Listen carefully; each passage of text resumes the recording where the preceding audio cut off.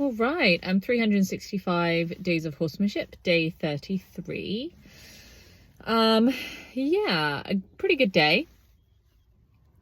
Another kind of short day, but one of the great things since Elsa's these last 2 days has been, even though it was a short session, I felt like I accomplished way more than I have been prior to Elsa coming, and I was much more focused and I was much more confident in what I was doing, and I really felt like all the time I was working towards something. Yeah, I came for Lawrence first. Both of them was just freedom-based training today again. I came for Lawrence first. He was much more interactive actually today. He was much more interactive when I came into the field. He was much more interactive the whole time I was in the field. You know, and when I say much, like, we're talking about flicks of the eyes and, like, you know, it's nothing groundbreaking, but every day is a little step, right? And with him, I just worked on,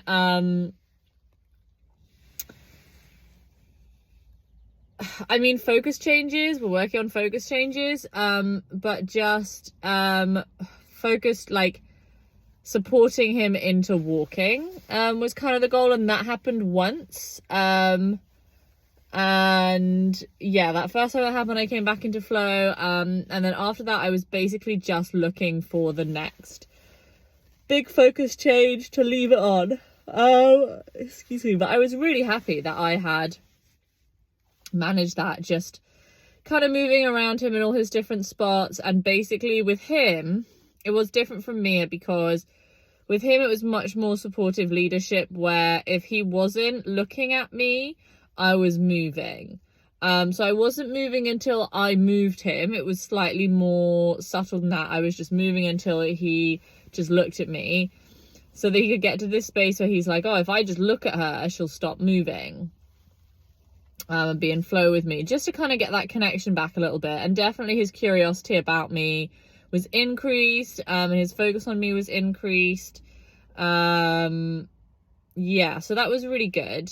Definitely, I think I was only with him for about 10 minutes, but with him I definitely just wanted to get something good and then leave, because with him I feel like the breakthroughs kind of take longer, and even though Mia's very stuck in freeze, there is more going on, and you can kind of provoke her into more quickly, interestingly. Whereas with him, like, once he kind of decides on a way of being, it's kind of more difficult for him to change that. Yeah, so I just also, I guess with him, I feel less experimental, because he's more, in the nicest possible way, he's more important to me. You know, I want to mess it up with him less. I don't want to mess it up with either of them. But definitely I think that I have a little bit more anxiety. Whereas with Mia, it's kind of more experimental. If I make a mistake, even though she takes that harder, I kind of feel like, okay, back on the horse, you know, figuratively, literally, let's try again, you know. So yeah, so 10 minutes with Lawrence. Definitely I felt like overall he was more interactive than yesterday. And then went to Mia, and I was actually probably with Mia for about 20 minutes, which was cool, because, you know, it kind of didn't really seem like that long, but realistically, you know, that's kind of as long as I'm getting with her in the arena anyway. So that was kind of cool. It definitely goes to show just how long it takes to, like, you know, bring horses up and stuff when you're not just like dragging them along. Yeah, she did not come like she did yesterday, like right up to me and touch her nose on my hand. And I had said to myself, if that happened, I'd walk past her with the nose touch, walk to like a place of flow, get in flow, do some flow, and then go, because that to me is like, yeah, that's where it's at, right? I don't really know if that's the right choice, or if it's the right choice to like literally walk away and be like, yeah, nice. I don't know. Maybe it is. I guess I always feel like I want to reward her with flow, but like maybe with her the best thing is I just go, oh, that was the awesomest thing, see you later. Yeah, maybe that's what I should do. But either way, it didn't happen, and that's okay. And I think one of the things that's really nice about freedom-based training, I think one of the things that invites these big changes, is the fact that I did not come in with either of them with any expectations. Like, I knew what my goals were, what I was working towards, and I knew what I was hoping for, but I didn't have like expectations. I wasn't like, well, I have to stay until Lawrence walks with me in flow. I have to stay until Mia touches her nose on me. Like, no, it's not like that, you know, like we come and we work on the conversations that lead to those things, but we just have the conversation, you know, like I'm not looking for an outcome to the conversation, you know, like when I go for coffee with my friends, I'm not like looking for the conversation to go certain ways. Like I might decide what I want to talk about, but I'm not gonna like I don't expect my friend to say one thing or the other thing, you know, like I just go to chat to them about it, you know, and find out their perspective. You know, if I want advice, I don't like go into it expecting they're going to give me certain advice. Like I go into it wanting their opinion, you know. And I think it's the same with this, where it's like definitely freedom-based training for me. It was kind of when I get it right, it always reminds me of like going for a coffee with a friend.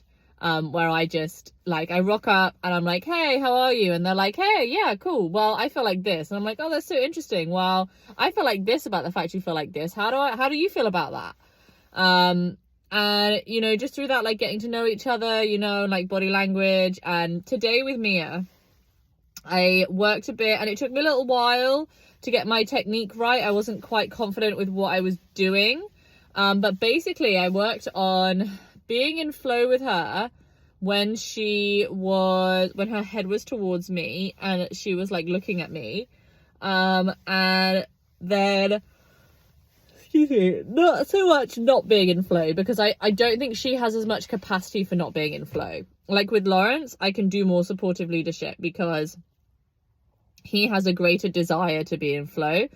With Mia, she doesn't really care so much. There's a lot of proving that flow is good. And so anytime she was looking towards me, or moving towards me, I was in flow. And then anytime she was looking away or moving away, initially I was just moving away and staying in flow. And then if that lasted, then I was starting to kind of like move around with every little focus change and just not really, it wasn't like I wasn't in flow. It was like flow for one breath and then flow for one breath and then flow for one breath, like finding all these different places until I found a spot where she was like, oh, I really like you there. I feel curious about you. And so it's kind of like just reducing it down a bit. And that went really well. To the point where we had a long period of flow where she was really like leaning in towards me and the neck was arched towards me, and it seemed like she was quite like almost like she's like, okay, if I keep my eye on Lucy, I can just chill her the fuck out and she'll come and like hang with me and be in flow. And I definitely felt like she was enjoying that, and we were quite close as well. I would say we were like, you know, short distance from each other, so that was nice as well. And then I did manage at one point, because she was focused on me for a long time, to the point where I started to think like, I wonder if I can just test this a little bit. And so I came up to her just really slowly, and just like stroked my hand along her back and then settled into a new place of flow. And she didn't like turn her head away, which is what she had done the previous day. So I was really happy with that. And that was my point where I was like, oh, that's really cool. Like, I don't know if I have enough time to stay for the next big change. And then at that point, she changed her focus to herself and just like bit a fly that was on her chest. And I was like, oh, that's so great. Like, I almost feel like I like even stroked her into a focus change and that she felt better after that. And so that was nice as well. So I found my new place of flow, and then I like slowly walked away. And literally just as I was walking away, I looked up and I saw her walking up towards the hay. I thought that was very interesting. Like, if I'd have stayed that little bit longer, probably she'd have made that decision anyway, because I think some of the other horses were going to the hay. But that would have been really a nice like thing for us to do and flow together. And I think it was nice that I had this time with her where she was in this freeze, and then I left, and then all these focus changes happened. And I'm hoping that like my association with having been there is like, oh, things were much better, right? Like, I feel better now since Lucy has been. Hopefully that's what'll happen. We'll see. So it's interesting because, like, you know, on the surface, kind of nothing really happened, but actually underneath, it did feel like there was some positive conversations today. Tomorrow, unless I end up short on time, I think will be an arena day or a walking day, but I don't know if I'm really feeling the walking. I think maybe an arena day. I think that's okay. That's going to be challenging, is keeping myself in that mindset, but not being too dominant. Like, it's so easy to swing the other way and be like, nope, today is dominance day. Whereas that's not really what it's about, but it's also important not to, like, to take it slow, but also to get things done is really important to me. Because I think that that's where you speed things up, right? Is by challenging. And I think I've just got to be aware of that, like, that spectrum that Elsa uses of, like, enjoyment, acceptance, tolerance, intolerance, right? So it's like, okay, are we in tolerance or acceptance at least? And just not pushing her into intolerance as much as possible. Or if I'm pushing her into intolerance, doing it in a way that I feel that we can come back from. So when I go in to catch her, it'll be about, you know, not pushing her into intolerance, trying to find that place of tolerance, acceptance. But I feel confident about that. I'm nervous about it, definitely, about getting it right. But I feel like it's going to be good. So I'm excited for that. Hopefully that'll be tomorrow. If the only reason it won't be tomorrow is if I don't feel like I have much time. But it's nice to feel like not having much time, the pressure's come off that as well, because I don't have much time this month. This month coming in May is just like the most stressful month. I have ridiculous amounts going on, more than probably ever before in my life. And just for this next month, everything's a bit crazy, and then things start to relax a little bit more. So, and it's nice to feel like that I have this 365 days of horsemanship, and that those days that I don't have as much time, I can have days like this, which still feel really progressive and really positive.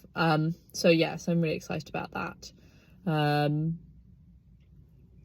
Yeah. And even I think I'll take Mia in the arena tomorrow. And I think even with Lawrence, I think that's a day where I'll just decide to be more supportive or assertive and just like try and push him more into those things.